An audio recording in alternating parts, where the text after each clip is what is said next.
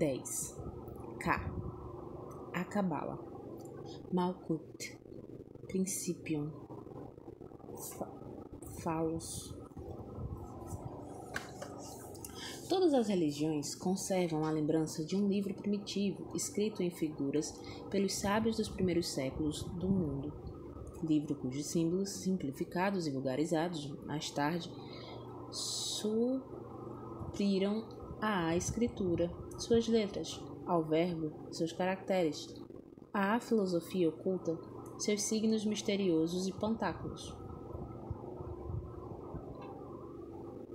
Esse livro, atribuído a Enoque, o sétimo mestre do mundo depois de Adão pelos hebreus, a Hermes Trismegisto pelos egípcios, a Cadmo, misterioso fundador da cidade santa pelos gregos, era o resumo simbólico da tradição primitiva, chamada posteriormente de Cabala, palavra hebraica que equivale a tradição. Essa tradição repousa por completo no dogma único da magia. O visível é, para nós, a medida proporcional do invisível.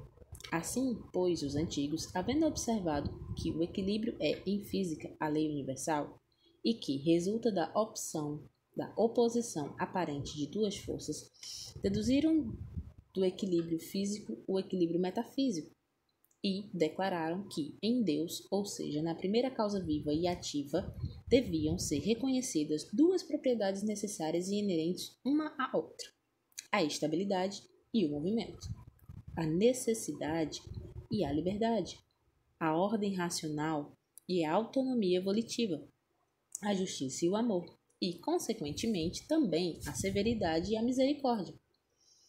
E são esses dois atributos aqueles que os cabalistas hebreus personificam de algum modo sob os nomes de Geburah e Chesed. Acima de Geburah e de Chesed, reside a coroa suprema, o poder equilibrador, princípio do mundo e do reino equilibrado, que se chama, designado pelo nome de Malkuth, no versículo oculto e cabalístico de Pater, do qual já falamos. Mas Geburah e Chesed, mantidos em equilíbrio no alto da coroa e abaixo do reino, são dois princípios que podem ser considerados seja em uma abstração, seja em uma realização. Abstratos ou idealizados tomam os nomes superiores de Kokmah, a sabedoria, e Binah, a inteligência. Realizados se chamam a estabilidade e o progresso, ou seja, a eternidade e a vitória, Hod e Netzah. Tal é, segundo a Cabala, o fundamento de todas as religiões e de todas as ciências, a ideia primitiva e imutável das coisas. Um tríplice triângulo e um círculo, a ideia do ternário, explicada pela balança multiplicada por si mesmo, no domínio do ideal, depois na realização dessa ideia nas formas. Ora, os antigos ligaram as primeiras noções dessa singela e grandiosa teologia à própria ideia dos números e qualificam, assim, todos os algarismos da primeira década. 1. Keter, a coroa, o poder equilibrador. 2. Kokmah, a sabedoria, equilibrada em sua origem imutável pela iniciativa da inteligência. Binah, a inteligência ativa, equilibrada pela sabedoria. 4. Chesed, a misericórdia, segundo a concepção da sabedoria, sempre benfeitora, porque é forte. 5. Geburah, o rigor necessário pela própria sabedoria e pela bondade. Sofrer o mal é impedir o bem. 6.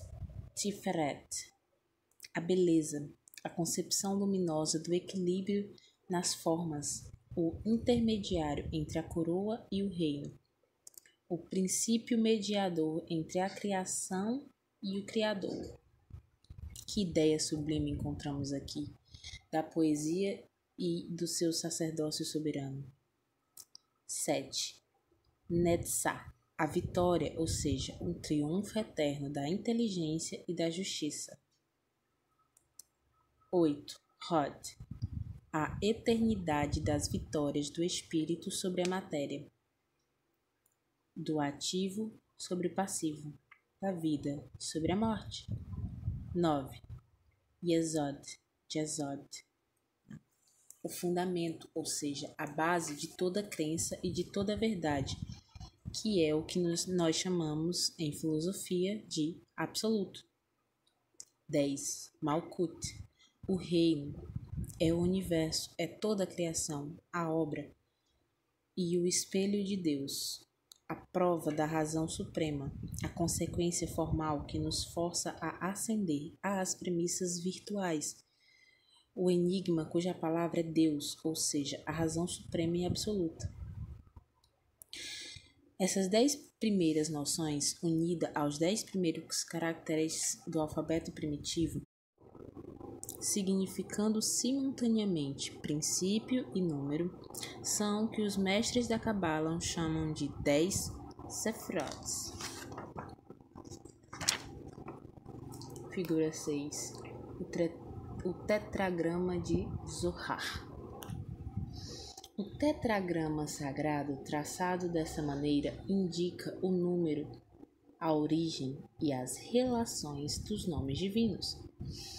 É o nome de Jod-Shavad, escrito com esses 24 signos coroados por um tríplice florão de luz que cumpre referir aos 24 tronos do céu e aos 24 anciões coroados do Apocalipse. Na Cabala, o princípio oculto chama-se o ancião, e esse princípio, multiplicado e como que refletido nas causas secundas, cria suas imagens, ou seja, tanto anciões quanto concepções diversas há de sua única essência. Tanto anciões quanto concepções diversas há de sua única essência. Essas imagens menos perfeitas, ao se afastar de sua origem, lançam às trevas um último reflexo ou um último resplendor, que representa o diabo. Assim, o iniciado ousa dizer: o diabo é Deus na compreensão dos maus. E outro, em termos mais estranhos, mas não menos enérgicos, acrescentou: o diabo é formado de pedaços de Deus. Poderíamos sintetizar e explicar essas acessões tão novas observando que, no próprio simbolismo, o demônio é um anjo caído do céu por ter desejado usurpar a divindade. Isso pertence à linguagem alegórica dos profetas e dos autores das lendas. Filosoficamente falando, o diabo é uma ideia humana da divindade ultrapassada e despossuída do céu pelo progresso da ciência e da razão. Maloque, Adramalek, Baal foram, entre os orientais primitivos, as personificações do Deus únicos, desonradas pelos atributos bárbaros. O Deus dos jansenitas, criando para o inferno a maioria dos seres humanos e se comprazendo com as torturas eternas aqueles que não quis salvar, é uma concepção, a propósito, mais bárbara do que a de Moloque. Assim, o Deus dos jansenitas já é, para os cristãos prudentes e instruídos, um verdadeiro Satã precipitado do céu. Os cabalistas, multiplicando os nomes divinos, vincularam todos eles ou à unidade do tetragrama, ou à figura do ternário, ou à escala cefírica da década, traçando assim a escala dos nomes e dos números divinos. triângulo em que, em letras romanas, pode ser traduzido assim. São duas figuras de triângulos. O conjunto de todos esses nomes divinos formado do único tetragrama, mas fora do próprio tetragrama, é uma das bases do ritual hebraico e compõe a força oculta que os rabinos cabalistas invocam com o nome de Sem Hamforhash.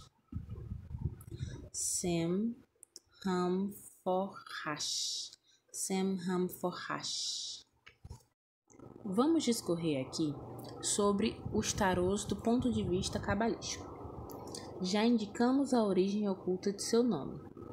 Esse livro hieroglífico se compõe de um alfabeto cabalístico e de uma roda ou círculo de 4 décadas, especificadas por 4 figuras simbólicas e típicas, tendo cada uma para raio uma escada de 4 figuras progressivas representando a humanidade: homem, mulher, jovem e criança, amo, ama, combatente e criado. As 22 figuras do alfabeto representam primeiramente os 13 dogmas e depois as 9 crenças autorizadas pela religião hebraica, religião forte e fundada sobre a mais elevada razão. Eis aqui a chave religiosa cabalística dos tarôs, expressa em versos técnicos à maneira dos antigos legisladores. 1. Tudo anuncia uma causa ativa, inteligente. 2. O número serve de prova à unidade viva.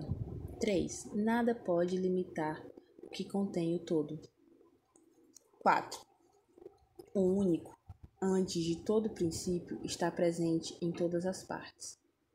5. Como é o único Senhor, é o único adorável. 6. Revela aos corações puros seu dogma verdadeiro. 7. Contudo, é preciso um chefe único para as obras da fé. 8. Por tal razão, teremos somente um altar e uma lei. 9. E nunca o Eterno alterará a base. 10. Dos céus e de nossos dias rege cada fase. 11. Rico em misericórdia e enérgico para castigar. 12. Promete ao seu povo um reino futuro. 13. O túmulo é a passagem para uma nova terra. A morte termina. A vida é imortal. Tais são os dogmas puros, imutáveis, sagrados. Completamos agora os números revelados. 14. O bom anjo é aquele que acalma e modera. 15. O mal é o espírito do orgulho e da cólera. 16. Deus manda no raio e governa o fogo. 17. Vésper e seu Rócio obedecem a Deus. 18. Coloca sobre nossas torres de atalaia a lua. 19. Seu sol é o manancial onde tudo se renova. 20. Seu alento faz germinar o pó dos túmulos. 0. Ou para onde os mortais sem freio descem em tubas. 21. Sua coroa cobriu o propiciatório. 22. E sobre os querubins fez resplandecer sua glória. Com auxílio dessas explicações puramente dogmáticas, as figuras do alfabeto cabalístico do tarô podem ser compreendidas. Assim, a figura número 1, chamada o prestidigitador, ou um mago no tarô de Marselha, representa o princípio ativo da unidade da autotelia divina e humana. O número 2, chamado vulgarmente de papisa, representa a unidade dogmática fundada nos números. É a Cabala, ou a gnose personificada. A figura número 3 representa a espiritualidade divina sob o emblema de uma mulher alada que sustém em sua mão a águia apocalíptica e na outra o mundo suspenso pela extremidade do seu cetro. As demais figuras são tão claras e tão explicáveis como as primeiras. Passemos agora aos 4 signos, ou seja, ao paus, a copas, a espada e aos círculos ou pentáculos, chamados vulgarmente de ouros. Essas figuras são os hieróglifos do tetragrama. Assim, o pau é o palos dos egípcios e o iod dos hebreus. A coroa, a copa é o quités ou a ré primitiva. A espada é a conjuração dos dois e ou o lingam, representado no hebreu anterior ao cativeiro pela vó. E o círculo pentáculo, imagem do mundo, é a ré final do nome divino. Agora tomemos um tarô e reunamos 4 a 4 todas as páginas que formam a roda ou roda de Glaume Pastel. Coloquemos juntos os 4 ases, os 4 2 e etc. E teremos 10 pilhas de cartas que fornecem a explicação hierográfica do triângulo dos nomes divinos na escala do denário que apresentamos algumas páginas atrás. Assim, poderemos lê-lo referindo cada número à sefirot correspondente. 4 signos do nome que contém todos os nomes. 1. Keter, os 4 ases. A coroa de Deus porta 4 florões. 2. Kokmá, os 4 2. Sua sabedoria se expande e forma 4 rios. 3. Biná, os 4 3. De sua inteligência há 4 provas. 4. Chesed, os 4 quatros. Da sua misericórdia resultam 4 benefícios. 5. Geburá, os 4 5. Seu rigor castiga 4 vezes 4 erros. 6. Tiferet, os 4 6. Por 4 raios puros se revela sua beleza. 7. Netzar, os 4 7. Celebramos 4 vezes sua eterna vitória. 8. Hot, os 4 8. Triunfa em sua eternidade 4 vezes. 9. Chesed, os 4 9. Sobre 4 bases repousa seu trono. 10. Malkut, os 4 10. Seu reino único é 4 vezes o mesmo e conforme os florões do divino diadema. Enxerga-se por esse tão simples arranjo o sentido cabalístico de cada lâmina. Assim, por exemplo, o 5 de pau significa rigorosamente Geburah de Iod, isso é, a justiça do Criador ou a cólera do homem. O 7 de copas significa vitória da misericórdia ou triunfo da mulher. O 8 de espada significa conflito ou equilíbrio eterno e assim sucessivamente. Assim, se pode compreender como faziam os antigos para realizar esse oráculo. Lançadas as lâminas ao acaso, sempre ofereciam um sentido cabalístico novo, mas rigorosamente verídico em sua combinação que ela só era fortuita. E, como a fé dos antigos nada confiava ao acaso, liam as respostas da providência nos oráculos do tarô que se chamavam, entre os hebreus, teraf ou terafins, como foi pressentido pelo primeiro sábio cabalista Gafarel. um dos magos titulares do Cardel Richelieu. Quanto às figuras, eis aqui um último dístico para explicá-las. Rainha, rei, cavalheiro, valete. Esposo, homem jovem, criança, toda a humanidade. Por esses 4 degraus ascendem a unidade. Esposo, homem jovem, criança, toda a humanidade. Esposo, homem jovem, toda a humanidade.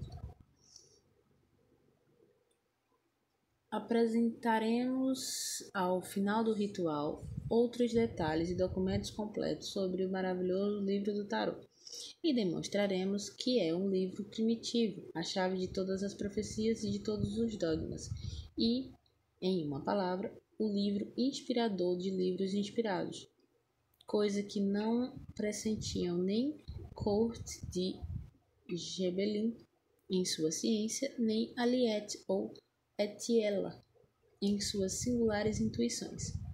As 10 sefirotes e os 22 trunfos formam o que os cabalistas chamam de 32 vias da ciência absoluta. Quanto às ciências particulares, elas se dividem em 50 capítulos que denominam as 50 portas. Sabe-se que porta significa governo ou autoridade entre os orientais. Os rabinos também dividem a Cabala em Bareshit, ou Gênese Universal, e Merkava, ou Carro de Ezequiel. Das duas maneiras de interpretar os alfabetos cabalísticos, eles formam 2 ciências denominadas Gematria e Temurá, e compõem a arte notória, que, no fundo, não é outra coisa senão a ciência completa dos signos do tarô e sua aplicação complexa e variada na adivinhação de todos os segredos, seja da filosofia, seja da natureza, seja também do futuro. Voltaremos a discorrer sobre isso no capítulo 21 desta obra.